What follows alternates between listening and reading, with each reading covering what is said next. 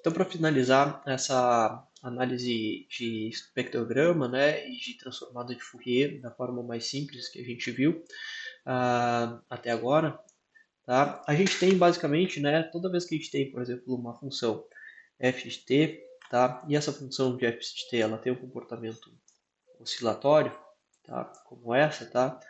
A gente tem aqui nesse eixo o meu tempo e aqui nesse eixo a gente tem a amplitude dessa minha função f de t, tá? Toda vez que a gente transforma ela então para uma f, né, no domínio aqui de ômega, tá?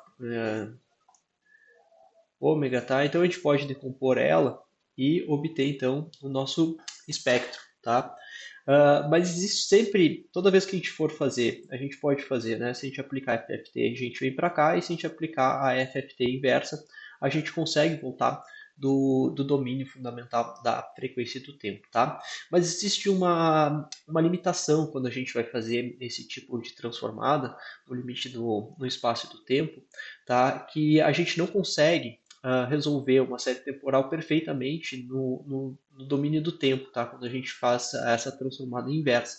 Então, toda vez que a gente vai para FFT e a gente tenta voltar para o domínio do tempo, tá? A gente não consegue resolver exatamente qual que é esse ponto peculiar que a gente está trabalhando, tá?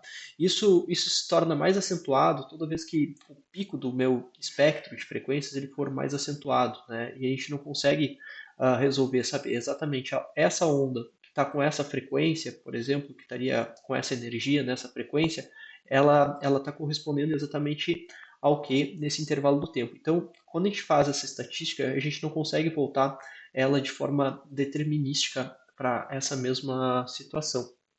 Tá? Ah, tá? Então, o espectrograma, tá? Ele resolve tanto as informações do tempo quanto da frequência, ah, em relações a um domínio menor. Como a gente subdivide ele em intervalos menores, a gente acaba conseguindo reduzir um pouco esse erro de interpretabilidade do espaço e do tempo, tá? Porque a gente acaba dividindo ele em pequenas janelas e resolvendo elas de forma independente.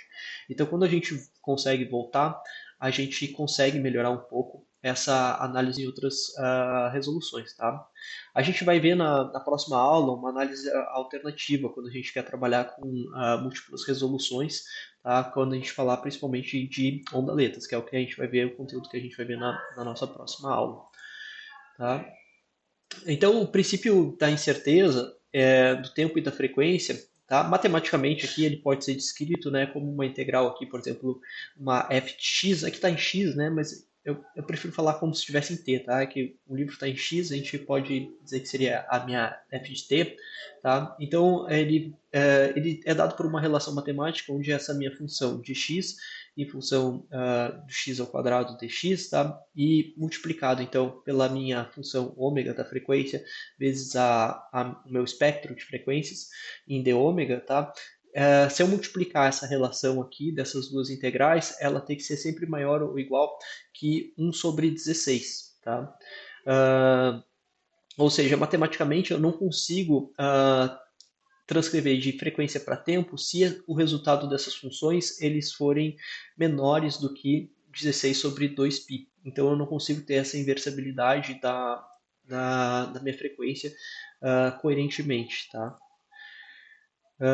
Em outras palavras, né, a transformada dessa minha função f de x de Fourier, ela não pode ser arbitrariamente localizada no espaço e no tempo. Tá? Então, por exemplo, se eu tenho um espectro de frequência aqui, tá? Esse pico de frequência, eu não sei exatamente na minha FFT, na minha f de x, onde é que ele vai estar ocorrendo. Tá?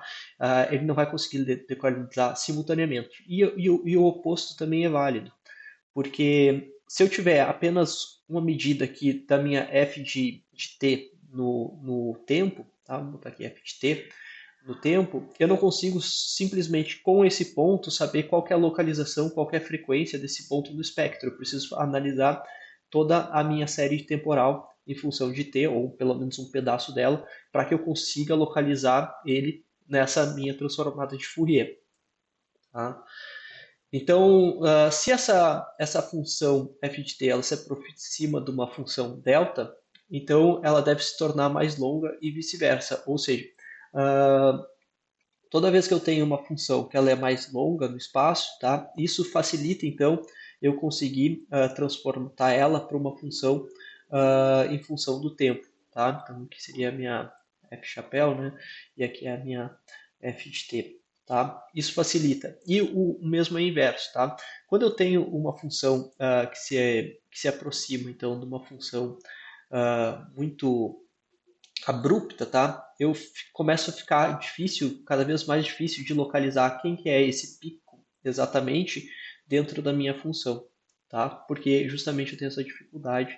Tá? E isso daí está extremamente relacionado ao princípio da incerteza de Heisenberg, que é um dos principais pilares da mecânica quântica, né? A gente tem ali que a gente não consegue determinar o momento e a posição do espectro exatamente simultaneamente, tá? Isso é uma das limitações que a gente vai ter toda vez que a gente trabalha com a transformada de Fourier e também a transformada de Garbel, a gente também vai estar sujeito a essa limitação, tá certo?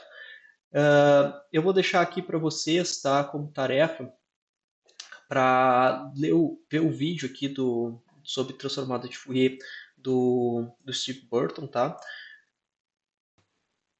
Aqui, ó, só estava arrumando aqui o slide, tá?